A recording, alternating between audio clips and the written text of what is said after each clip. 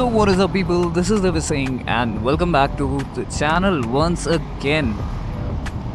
So आपने T20 का नाम सुना होगा, G20 का नाम सुना होगा, I20 का नाम सुना होगा.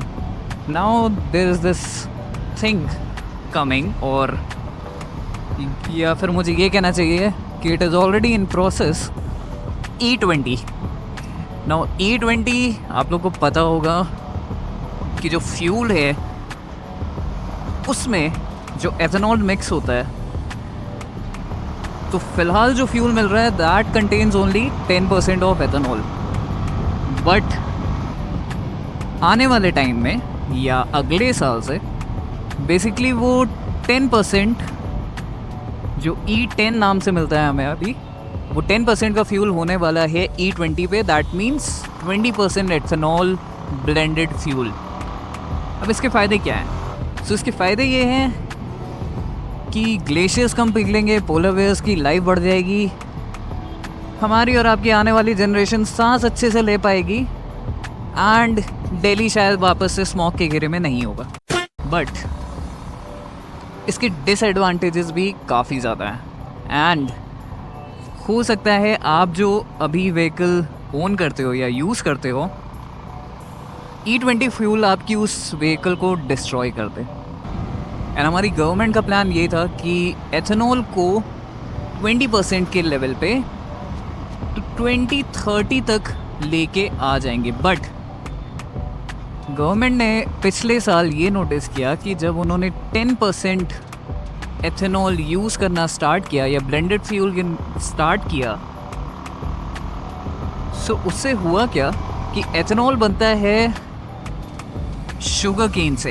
And sugarcane, you guys must be knowing, India की one of the highest growing crop है.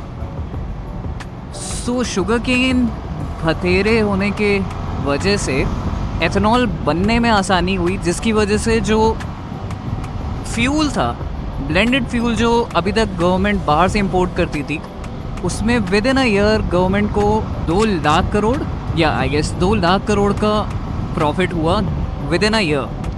प्रॉफिट को देखते हुए गवर्नमेंट ने कहा कि अगर हम 10% एथेनॉल यूज़ करके हम इतना प्रॉफिट निकाल सकते हैं, तो why not use 20% ethanol.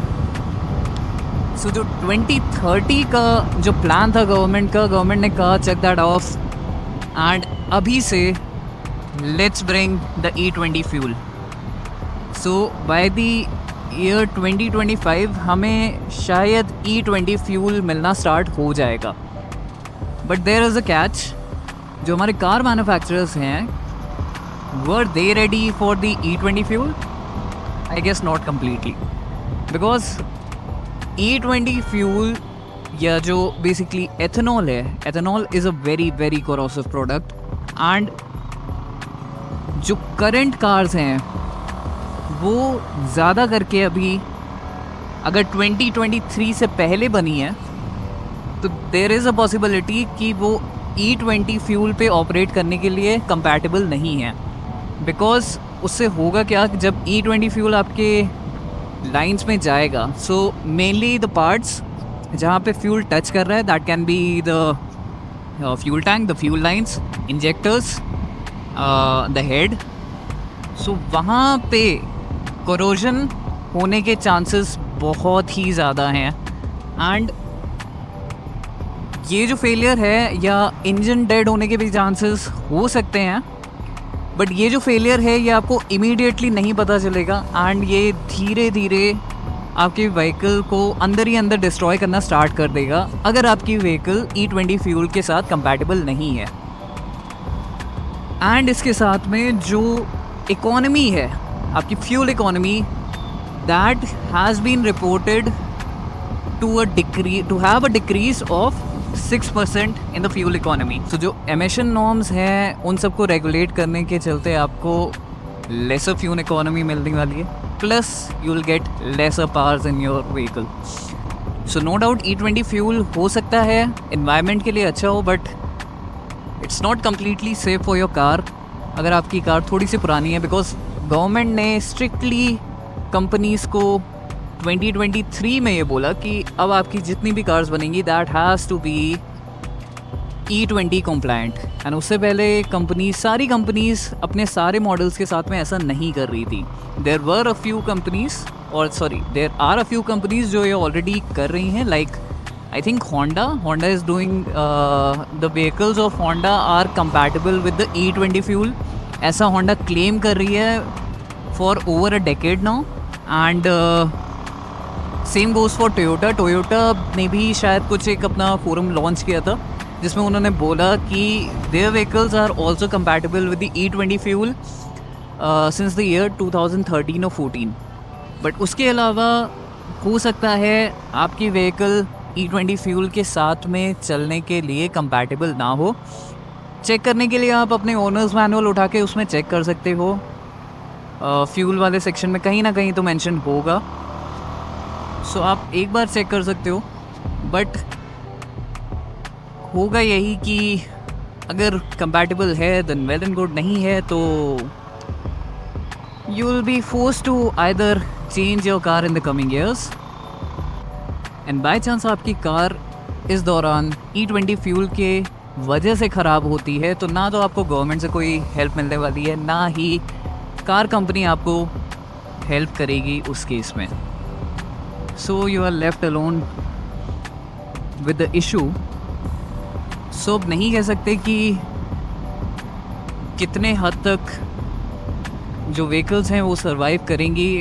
Like I personally don't like I am very against the policy of ये 10 years diesel and 15 years petrol cars, because बहुत सारे ओनर्स हैं जो अपने कार्स को बहुत ही ज़्यादा अच्छी तरीके से मेंटेन करते हैं एंड ईज़िली उन लोग की कार 20 years 25 years 20 years तक एटलीस्ट आराम से चलती है. बट ये जो स्क्रैप पॉलिसी है दिल्ली NCR में कि लाइक एकदम ही उनको बैन कर देना है. एंड कुछ केसेस में ऐसा भी हुआ था कि जो पुलिस थी वो घर के सामने से 15 साल पुरानी गाड़ी अगर है तो वो उठा के ले जा रहे थे. That is something that should be reconsidered. Obviously अगर कार की कंडीशन एकदम ही ख़राब है तब you should do it. But अगर कार वेल मेंटेन्ड है, अच्छी कंडीशन में है, देन आई थिंक उनके लिए कुछ प्रोविज़न होना चाहिए. बिकॉज यार it's complete waste of money. Like आज के टाइम पे on an average in a middle class family कोई 10-15 लाख की गाड़ी तो खरीदता है. एंड 10-15 लाख की गाड़ी अगर वो 10 साल चला रहे हैं या 15 साल भी चला रहे हैं तो भाई वो अपनी कार के लिए साल का 1 लाख रुपए ऐसे ही दे रहा है, excluding the taxes and the fuel and everything. So I think इसके लिए कुछ थोड़ा सा रिविजन की ज़रूरत है. बट हम और आप तो सिर्फ बैठ के बात ही या डिस्कशन नहीं कर सकते हैं. जो फाइनल है वो तो गवर्नमेंट करेगी and we'll have to follow it. So E20 fuel के बारे में what do you guys think, वो आप मेरे को कमेंट सेक्शन में ज़रूर बताओ. I would love to hear your opinion because मुझे तो नहीं समझ में आ रहा है इतना ज़्यादा. लाइक ठीक है आपकी पॉलिसी है but you should have taken some time. But other than that I think maybe ये भी हो सकता है कि मैं शायद गलत हूँ. कई और भी ज़्यादा पॉजिटिव्स हों जो शायद मैंने अभी तक ना एक्सप्लोर किए हों. बट एक बात तो है, अगर E20 फ्यूल आ जाता है बाय द ईयर 2025 और 26 तो ये तो साफ़ है कि गवर्नमेंट को बहुत ही ज़्यादा बड़ा एक्सपेंस एक कट डाउन हो जाएगा उनका. And on the similar and I think थोड़ा सा जो इंडस्ट्रीज़ हैं उनमें भी एम्प्लॉयमेंट की एंड प्रोडक्शन की, लाइक एथेनॉल प्रोडक्शन की